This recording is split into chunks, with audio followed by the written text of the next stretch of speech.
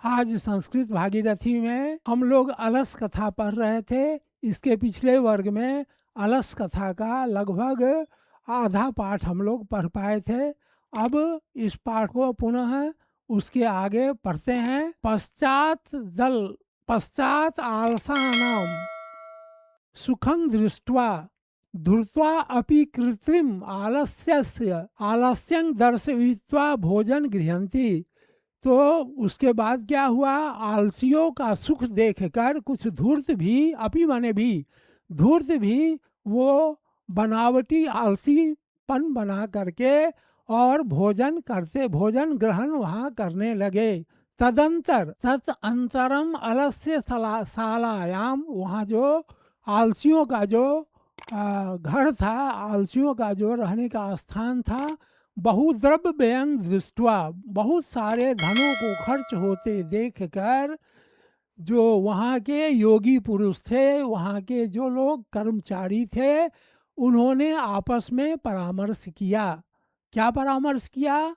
यत अक्षम अबुद्धया करुणाया केवलम लभेस्व स्वामी वस्तुनि दापयाति कपटे नाम अलसा अपि गृह्णन्ति इति अस्माकं प्रमादः। उन्होंने कहा कि हमारे जो राजा हैं वह केवल जो दया से केवल आलसियों को भोजन देने के लिए करते हैं, वस्तु देते हैं, लेकिन जो कपट से आलसी हो गया है, जो छल पूर्वक आलसी हो गए हैं, वे भी यहाँ आकर भोजन और वस्त्र प्राप्त कर रहे हैं। तो यह हमारा आलस्य है। अब हम लोग उसको पकड़ें कि कौन सा ऐसा है जो आलसी भेष बनाए हुए है। यदि भवती तत् आलस्य पुरुषाणाम परीक्षा कुर्मः इति परामर्श्य प्रसुप्ते अलसशालायां तन्नि योगी पुरुषाः बहनी दापयित्वा निरूपयामायेषु। तो क्या हुआ कि अब उन लोगों ने विचार किया कि आलसी पुरुषों की जांच होनी चाहिए। तो उन्होंने क्या किया कि सोए हुई अवस्था में आलसियों के घर में आग लगा करके आग लगा दिया जाए, ऐसा उन्होंने विचार किया। यदि भवती आलस्य पुरुषानाम परीक्षा, आलसियों की परीक्षा कैसे ली, आलस्य जो आलसी पुरुष है उनकी परीक्षा कैसे ली जाए, तो उन्होंने परामर्श किया कि ये अलसशाला जहाँ पर आलसी लोग रहते हैं, हाँ, वहाँ पर हम लोग क्या करें, आग लगा दें और उसकी जांच करें। ततो गृह लग्नम प्रबुद्ध अग्नि दृष्ट्वा धूर्ता सवे पलायिता पश्चादित अलसा अपि पलायिता। तो क्या हुआ कि इसके बाद घर में आग को बढ़ते हुए, जब आग लगाई गई तो आग धीरे धीरे बढ़ने लगा। बढ़ते हुए आग को देखकर जो धूर्त लोग थे, जो सचमुच आलसी नहीं थे, वे सभी वहाँ से भाग गए। पश्चात उसके बाद कुछ आलसी लोग भी भाग गए।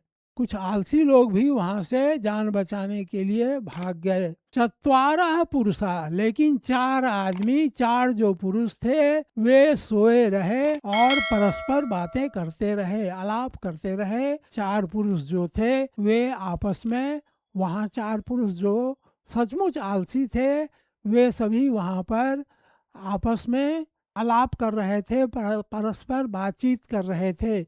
एकेन वस्त्रेन आवृता मुखन उक्तम, एक ने मुख से कपड़े को ढककर बोला, अहो कथम अयम कोलाहलम, यह हल्ला कैसा हो रहा है, यह शोर कैसा हो रहा है।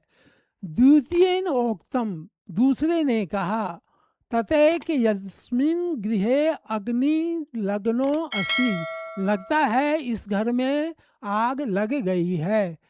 तृतीयेन उक्तम, तीसरे ने कहा, को अपि तथा धार्मिको नास्ति, कोई भी यहाँ पर धार्मिक लोग नहीं है। इदानीम जलाद्रैव सोभी कटे अस्माग्नम प्रावृणोति, कोई भी ऐसा यहाँ धार्मिक पुरुष और दयालु पुरुष नहीं है जो क्या करे कि हम लोगों के ऊपर भींगे वस्त्र या चटाई से हम लोगों को ढक दे। चतुर्थे औक्तम, चौथे ने कहा, ऐ वाचाल, ऐ वाचाल तुम बहुत बोलता है। चौथे ने कहा कि तुम बहुत बोलता है। कति वचनानि वक्तुम शक्नुथ, चुपचाप रहो, बकबक क्यों करते हो। तृष्णि कथं न तिष्ठत, चुपचाप क्यों नहीं रहते हो।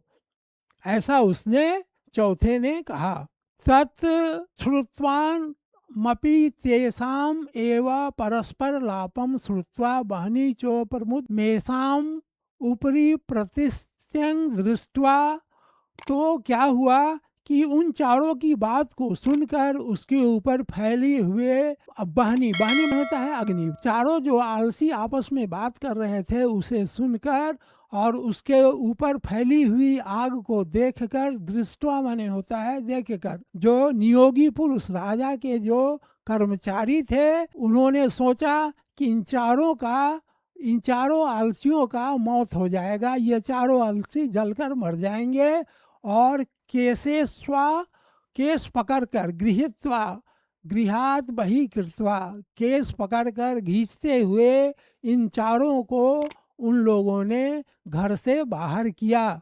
तत्पश्चात अवलोक्य तनोभी पठितम, उसके बाद इन लोगों को देखकर वो जो राजा के कर्मचारी थे उन्होंने कहा, क्या कहा, पतिरेव गति स्त्रीणाम बालानाम जननी गति, न आलसानाम गति कचित लोके कारुणिक बिना।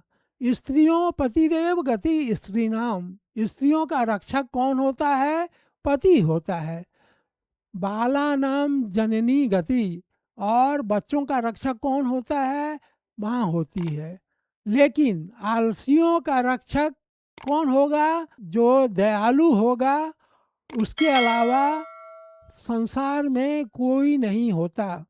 तो स्त्रियों का रक्षक पति होता है, बच्चों का रक्षक माँ होती है, और आलसियों का रक्षक दयावान पुरुष के अलावा संसार में और कोई नहीं होता। तत्पश्चात पश्चातेषु चतुर्सर्वलेषु ततो अप्यधिकतरम वस्तु मंत्री दाप्यास, उसके बाद वह आलसियों की परीक्षा हो गई, वे चारों चुन लिए गए कि यही सबसे बड़े आलसी हैं। बाद में राजा ने उन लोगों को मंत्री के द्वारा अधिक भोजन और अधिक वस्तुएं दी जाने लगी। तो इस प्रकार आलस्य कथा आपने सुना। आलसी लोग जान दे देंगे लेकिन हाँ भागेंगे नहीं वहाँ से।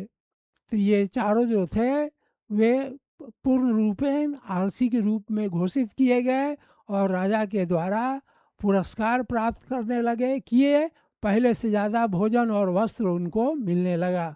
तो ये कथा हमारी, ये कथा जो अलस कथा थी वो आपको कैसा लगा। इसमें से भी ऑब्जेक्टिव क्वेश्चन और सब्जेक्टिव क्वेश्चन पूछेगा, आप उसको तैयार कर लेंगे।